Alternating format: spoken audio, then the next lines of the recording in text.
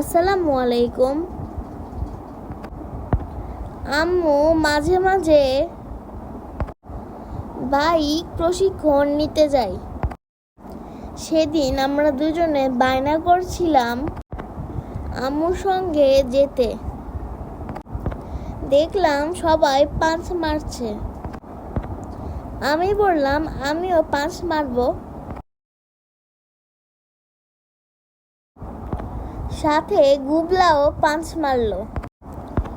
সেদিন আমরা আম্মুর সাথে যে অনেক ঘুরেছি, অনেক মজা করেছি। তারপর আমরা দুজনে বন্দুক দিয়ে বেলুন ফাটালাম। আমাদের ভিডিওতে সবাই লাইক, কমেন্ট, শেয়ার করবেন। সবাই ভালো থাকবেন।